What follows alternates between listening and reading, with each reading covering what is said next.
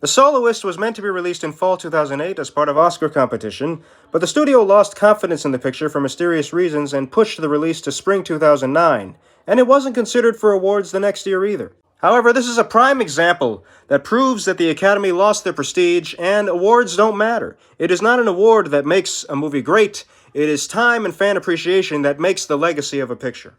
The Soloist tells the true story of Steve, an LA journalist who is looking for a paper to write, until he meets Nathaniel, a homeless person who is very experienced in playing the cello and the violin. We get flashbacks of Nathaniel as a kid growing up, learning to play the cello and the violin, and becoming very experienced in that, before schizophrenia drove him to drop out of school and become homeless. Nathaniel is played by Jamie Foxx. This is one of those pictures where both actors are playing the lead role, as they are both given about an equal amount of screen time.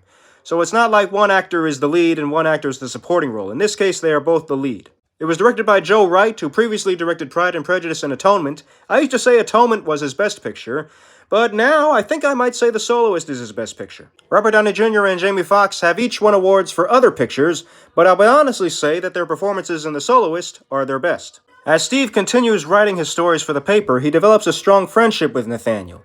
He sees the incredible talent that Nathaniel has in playing the strings, and wants to help him get out of homelessness. The film already captures the pain of schizophrenia and the pain of dealing with someone with schizophrenia.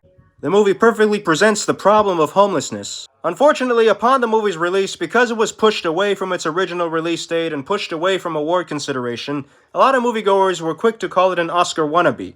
In other words, they didn't pay attention to the story, they just saw the music montages and dismissed it.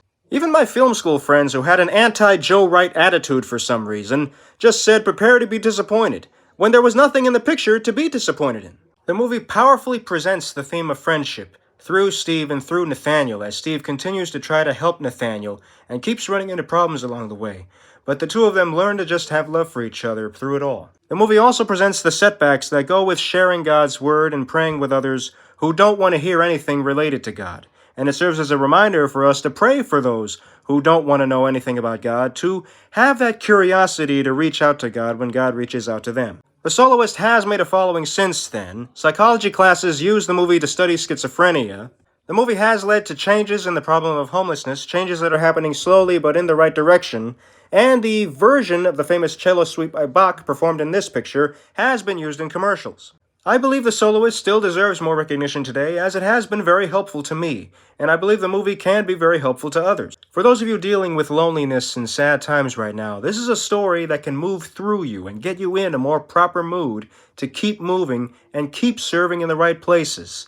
It has helped me in that way, and I hope it can help others in that way as well.